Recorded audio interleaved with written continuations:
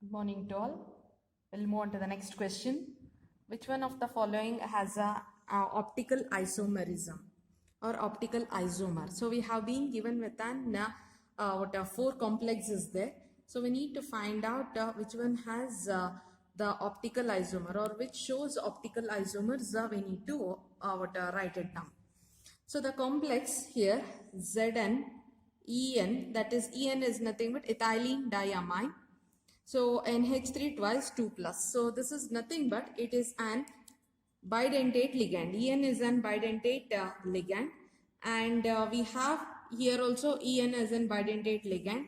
En as well as 4 times H2O, and here En twice Zs. So it is coordination number 4, coordination number 6, coordination number 6 again, 3 into 2, coordination number 6, and here coordination number 2 and 2, that is 4. So zinc with coordination number 4 and the remaining with an coordination number 6 it is. So if you consider the coordination number 4, so coordination number 4, either it is tetrahedral or square planar. You can consider anything, either it is tetrahedral or it is square planar. So both doesn't shows optical isomerism. Does not show optical isomerism. So here A is also coordination number 4. Option A is also coordination number 4, as well as option D is also coordination number 4 itself. I hope it is clear. So both are with coordination number 4. So either it may be tetrahedral or it may be square planar. Both doesn't choose optical isomerism. So we'll move on to the next two things, that is COEN thrice, that is cobalt with 3 En groups and cobalt with 4 H2O and 1 En group. So we shall draw the structures for that one. Then we'll come to know whether it shows optical isomers or not. So that is first option B will draw it. Option B. We have cobalt.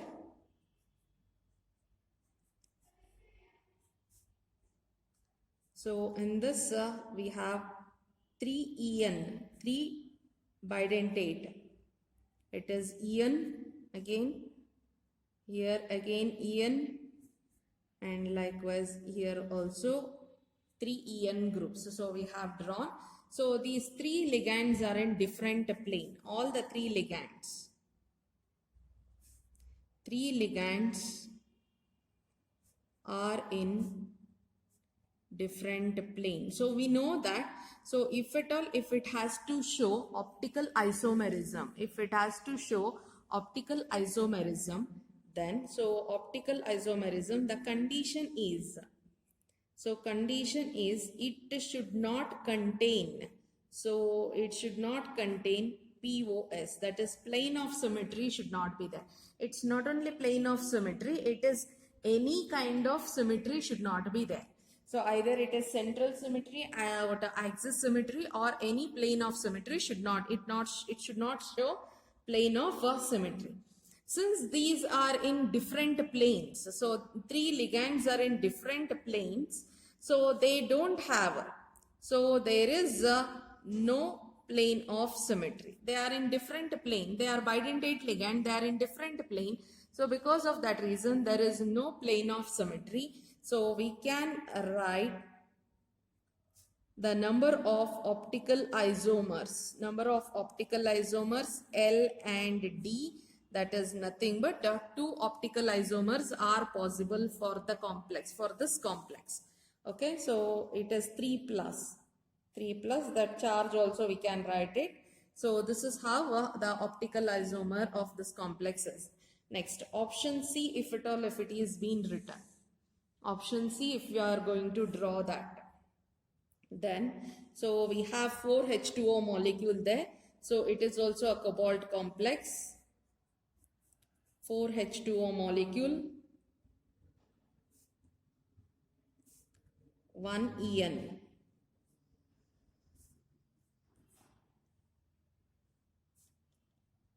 H2O. This is also H2O. If at all mirror image, if we are checking a mirror image, whatever is there this side, it will come this side in the mirror image. So that is it is cobalt. So this side ethylene diamine, it is H2O, it is H2O, it is H2O, and this is H2O. If at all, if we are going to check the POS, that is plane of symmetry, if it is checked, then observe here. So this is being divided into two halves. This is being divided into two halves. This is one half, this is another half. In this half, you can observe H2O and H2O in that. So likewise here H2O and H2O, the two halves are same. That means that this compound is having POS or plane of symmetry is there. Likewise, if you check here in this compound, if you check, so if you are going to cut this into two halves, then so this is H2O here, H2O here, H2O in this corner, H2O in this corner. Same. Both the halves are same. That means that this complex, the mirror image is also having a POS. That means that they are optically inactive. Optically inactive.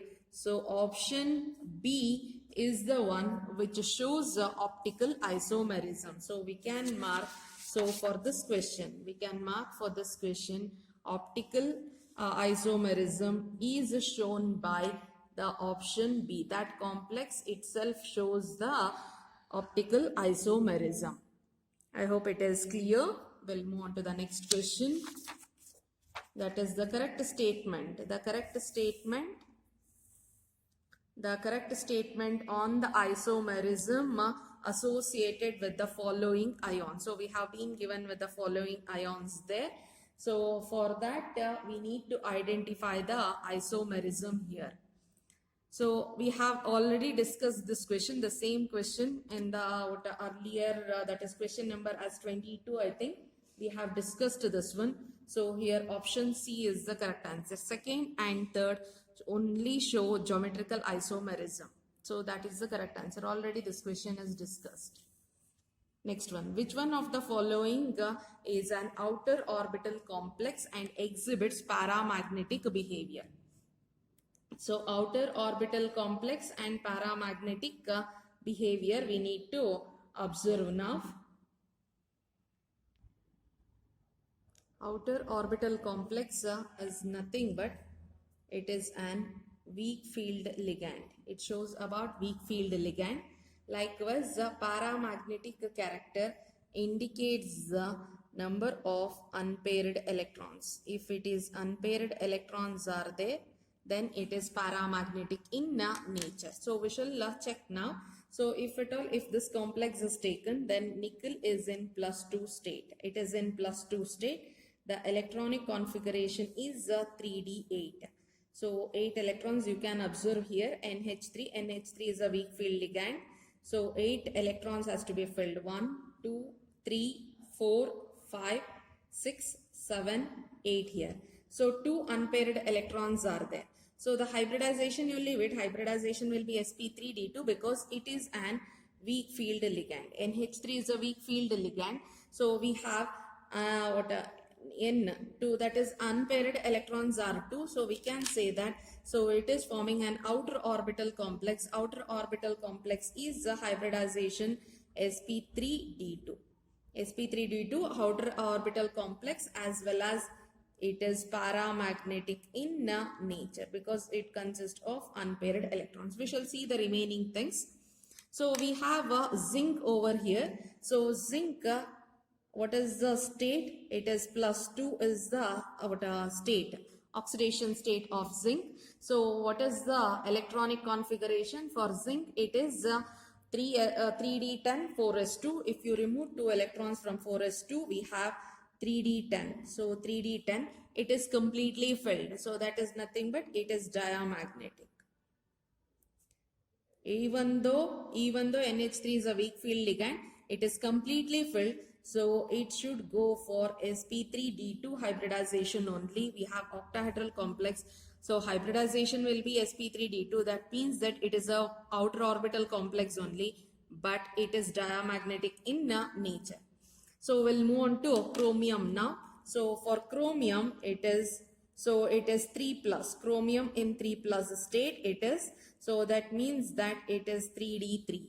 3d5, 3d5, 4s1 is the electronic configuration. If you remove 3 electrons from that, so 4s1, 1 electron will go, and from 3d5, 2 electrons. So remaining is 3d3. So the 3 electrons, both the electrons are, all the 3 electrons are unpaired. So n is equals to 3. That means that it is paramagnetic. It is paramagnetic. But what hybridization will be? Hybridization is D2sp3. That means that it is inner orbital complex. It is already empty there. There no rearrangement is required. Already empty. 2 orbitals are already empty. That means that it is going to form an inner orbital complex. So the last one we'll discuss, that is cobalt. So cobalt in +3 state, it is a neutral ligand. The charge will directly go to cobalt. So it is 3d6. It is, so in cobalt, NH3 is a strong field ligand. So this point you should remember. So NH3 is a strong field ligand here. So because of which there is an rearrangement will take place. So 6 electrons we have. So 6 electrons, 1, 2, 3, 4, 5, 6. So this will move here, and this is also will be moving towards here. So making these two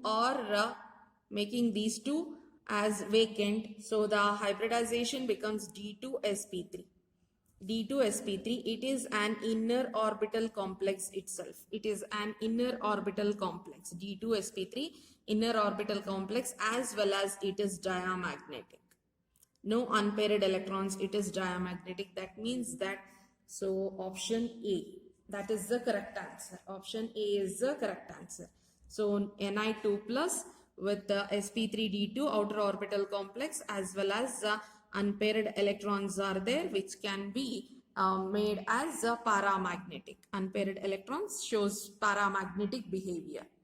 So next question, red precipitate. So go through the question. So red precipitate is obtained when ethanol solution of dimethyl glyoxime is added to a ammonical nickel 2. Which of the following statement is true? So dimethyl glyoxime, the structure is given there, and we have few statements given. Red complex has a square planar geometry. The complex has a symmetrical hydrogen bonding. Red complex has a tetrahedral geometry. Dimethyl glyoxime functions as a bidentate ligand. So we are going to check now all these statements are correct or not. So dimethyl glyoxime. So when it is reacting with an ethanolic solution, so there is an change in the water combination. It is because ethanol will give out OH minus. It is going to give out OH minus. So we'll write the reaction first. So we have nickel Ni2 plus, with that dimethyl glyoxime we are taking, and it is going to, we are going to add 2 OH minus. This is from the ethanol solution, ethanolic solution. So from dimethyl glyoxime, you can observe here, so this hydrogen leaves as H plus, this hydrogen also leaves as H plus.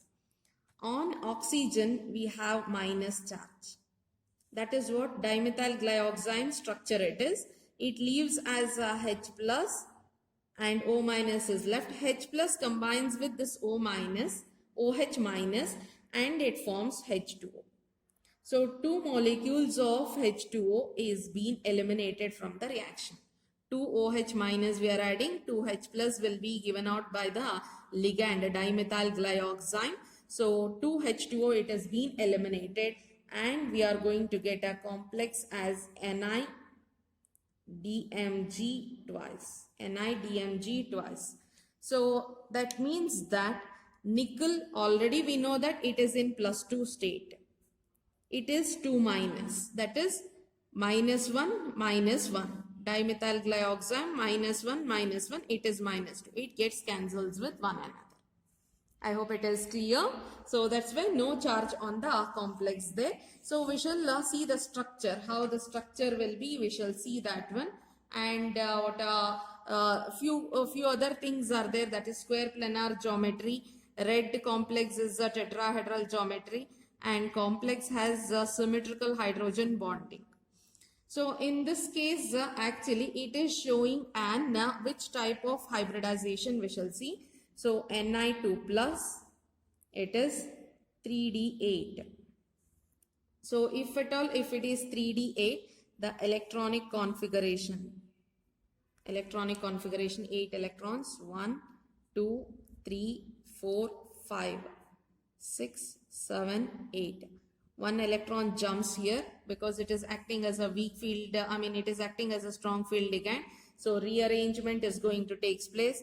Then hybridization is a DsP2. It is DsP2. DsP2 means what type of geometry it shows? It is a square planar geometry. It is square planar geometry it shows. We shall see the structure also, how the structure will be, we shall see. And this complex is a red precipitate, or it is an red complex itself. So the structure, let me write. It is nickel plus 2 and dimethyl glyoxime. Here the structure is. So it is CH3. CH3, double bond nitrogen. Here also double bond nitrogen it is. Again it is with oxygen. It is oxygen, O minus is there, and we have one more time. So just a minute, here the structure I can't draw it properly. I'll draw it in another paper. So the same structure, nickel, Ni2 plus we have. So to this we have nitrogen, it is double bonded with the carbon, and these carbons are bonded with one another. Double bonded carbon bonded with one another. It is CH3, and here also it is CH3. Okay, so we can observe here it is OH one side, we have one more side, we have O minus. Just a minute. So here I have shown for one dimethyl dioxime only, I have shown both the things, but it is not like this. One will be OH as it is. And only one will be undergoing this dissociation as O minus and H plus. We have taken 2-methyl dioxime, 2-dimethyl glyoxime we have taken. So from one will be giving out O minus, and another molecule of such will be giving rise to O minus once again. So slight correction there. So here one OH remains as it is. Only one OH will undergo a dissociation and gives rise to H plus. This is one molecule. Like that, one more molecule will be taken. In that one more molecule also, one OH will remain as it is. Only one OH will be showing dissociation. That means that two molecules of DMG, each one will giving rise to one H plus ion. So the reaction, everything is same, but one OH will remain as it is. So that is what we had written here. One OH will remain as it is, only one O minus. Okay, this side also I'll write it. It is nitrogen double bonded with carbon, and that carbon is attached. CH3, we have CH3. Here we have O minus. So here we have OH. Okay. These nitrogen is having a lone pair that will be donated.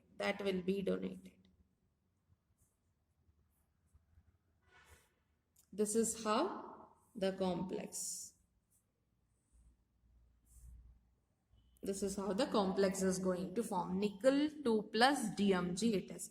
Now you observe. So it is O minus, it is H. So there is a slight negative charge due to electronegative difference. Due to the electronegativity difference, there is a slight negative and slight positive. On oxygen, there is a negative. There is an force of attraction between the oxygen and hydrogen is there. Likewise, here also there is an slight positive on hydrogen, which forms an slight or there is an force of attraction between them. So that is what called hydrogen bonding. That is what called hydrogen bonding. So I hope it is clear. So this is the question. We are explaining 67th question. I hope it is clear. So it is nickel DMG complex. Nickel DMG twice. This is the complex. So hydrogen we have, hydrogen bonding is present. So we know that the complex and all we have discussed. So we'll move on to the options. Red complex has a square planar geometry. It has a square planar geometry. And complex has symmetrical hydrogen bonding. Yes, it is symmetrical hydrogen bonding. That is above also it is there. It is below also it is present. Symmetrical hydrogen bonding, it is there. And dimethyl glyoxime functions as bidentate ligand. Of course, it is a bidentate ligand we have seen.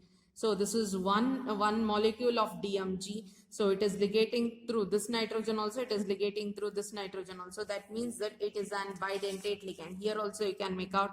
So this nitrogen also will be ligating. This nitrogen also will be ligating. So it is acting as a bidentate. That means that the statement which is not true is red complex has a tetrahedral geometry. So that statement is not true. Next question. Which of the following complex ions is diamagnetic in nature? So we have a CO3 plus, that is cobalt 3 plus. Cobalt 3 plus electronic configuration is a 3d6. Since it is a weak field ligand, it is a weak field ligand. We have unpaired electrons, and if unpaired electrons are there, we can say that it is paramagnetic in nature. Likewise, the next one, nickel complex, Ni2 plus. It is in Ni2 plus state. That means that it is 3d8. Once again, the same thing. So Cl minus, it is Cl minus is a weak field ligand. If it is a weak field ligand, then unpaired electrons will be present. So we can say that it is also paramagnetic. It is also paramagnetic. See here you can observe. Here once again nickel is in +2 state and it is 3d8. So here it is a strong field ligand. Here it is a strong field ligand. So if at all, if it is strong field ligand, then pairing or pairing is going to take place. Rearrangement takes place. If it is 3d8, 8 electrons will fill. 1, 2, 3, 4, 5, 6, 7, 8. One of the electron will move here. That means that it is also paired up. So we can say that it is diamagnetic. Diamagnetic in nature. So if you consider Cl4, if you consider CuCl4, it is 4 times actually. It is 4 times actually. So Cu2 plus, it is Cu2 plus. That means that it is 3d9, 4s0. So 3d9, it is an weak field ligand. It is a weak field ligand. That means that so there is no pairing takes place. So it is it is having a lone one unpaired electron. So because of which it is diamagnetic in nature. So option C, that is nickel complex, which is diamagnetic in nature because of strong field ligand. So you can observe all are weak field, which makes it paramagnetic, and strong field will makes the pairing will takes place, and it makes it the complex as diamagnetic. Next question. The pair having the same magnetic moment is. So we need to find out the pair with the same magnetic moment. Magnetic moment is dependent on number of unpaired electrons. So magnetic moment mu is equals to square root of n plus 2. If n is the same, then it has the same magnetic moment. We'll start with the chromium there. So chromium is in plus 2 state. That means that 3d4. N is equals to, since it is a weak field ligand, you can observe all are weak field ligands only. So how many number of unpaired electrons in the electronic configuration comes, the same will be in the complex also. So N is equals to 4 here. So if you consider Fe here, Fe is in 2 plus, Fe2 plus state, that means that it is 3d6. So we can say that 3d6 N is equals to 4. Already we have done 3d4, 3d6 you observe. So we can fill the electrons 1, 2, 3, 4, 5, 6. So 4 unpaired electrons. So 4 unpaired electrons we got. So we can go for the next one. It is Mn. So Mn is in 2 plus state. So if Mn is in 2 plus state, then it is 3d5. So N is equals to 5 here for Mn2 plus. So for chromium already we did, chromium it is 4. It is 5, it is 4. It is not there. Likewise cobalt, if you check, so cobalt we have not done. We'll do it for cobalt also. So cobalt it is 2 plus state. So if it is 2 plus state, then it is 3d7. So 3d7 means N is equals to 3. It is 3, it is 4. It is 4, it is 3. So that means that these are not there. So for option A we'll check. So for chromium it is N is equals to 4. For iron it is N is equals to 4. So same number of unpaired electrons indicates same magnetic moment. So N should be same. We can write it. N same. Number of unpaired electrons should be same. Then it is then the magnetic moment will be same.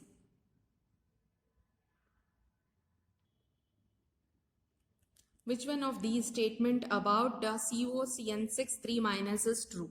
So cobalt in 3 plus state it is. Cobalt in 3 plus state. Cobalt in 3 plus state means the electronic configuration is 3d6. Since we have Cn over here, so there is an rearrangement is going to take place. Rearrangement takes place. So we have 1, 2, 3. So again it will be filled, but rearrangement takes place. 6 electrons will be like this. Then the remaining 2 will be empty. It will be considered along with the remaining orbitals. So the hybridization is D2sp3 hybridization. We need to find now.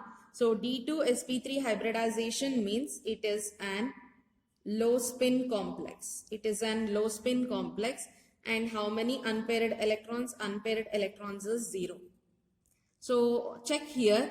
It is a low spin complex and it should be an low spin. That is nothing but we can say that. So if it is an strong field ligand, it is going to form a low spin complex. With that itself we can say. Unpaired electrons only we need to check like this. Okay. So we have cobalt complex, no unpaired electrons and will be in a low spin complex. That is option A is the correct answer. Next one, we need to identify the strength there, field strength. So they have given among the ligands NH3En, Cn minus CO, the correct order of their increasing field strength is.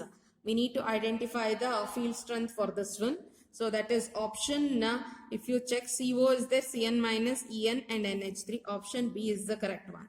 So more it is Cn minus. So more strong field ligand is CO, then it is Cn minus, then it is En, and after that it is NH3. Next one, identify the correct trend given below. So we need to identify the correct trend given below. So it is delta O. It is the delta O of the complexes it is given. So we need to, first we need to write the few concept here. So it is crystal field splitting energy or crystal field splitting. If at all, if it is being considered, then that is delta O, crystal field splitting energy delta O is directly proportional to charge on metal ion. Charge on the metal ion and is directly proportional to Size of metal ion. Size of metal ion. When you consider these things, that is chromium and molybdenum, if you compare this one, so here in this order, all are same. Chromium with H2O 6 times 2 plus, molybdenum with H2O 6 times 2 plus. It is same. So that is H2O with 6 times, that is same. And charge is also same. So molybdenum 2 plus and chromium is also 2 plus. So you cannot assign the charge. You can check for the size there. So molybdenum 2 plus size is more when compared to chromium 2 plus. That means that, so delta O for molybdenum complex will be more when compared to chromium. Likewise, so this is the first case. In second case, if you check, we have titanium complex. So titanium 3 plus is there, titanium 2 plus is there. So this is the titanium 3 plus. Whichever is having more charge, that is with more delta O. So titanium 3 plus is more when compared to titanium 2 plus. Okay. So that means that check for the complexes in that way itself, because here it is same. B and C, it is 2 plus only. It is titanium and molybdenum it is given. So titanium, if you check, so titanium size is less. That means that it should be molybdenum. Here it is true. Here in this case, it is titanium and molybdenum. Molybdenum, what a delta O should be more for molybdenum. In this case, if you come, it is for chromium it is given. That means that this option, one part is correct and another part is not correct. So here, this part is correct, but this part is wrong. This part is also wrong and this part is also wrong.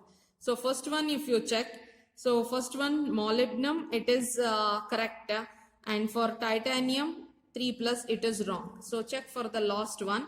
So for chromium and molybdenum is having more delta O, that is true. Titanium 3 plus and titanium 2 plus, titanium 3 plus is having correct. So that means that option D is the correct answer. Next, when concentrated HCl is added to an aqueous solution of COCl2, its color changes from reddish pink to deep blue. Which complex ion gives blue in this reaction? So we'll take up this one in our next video.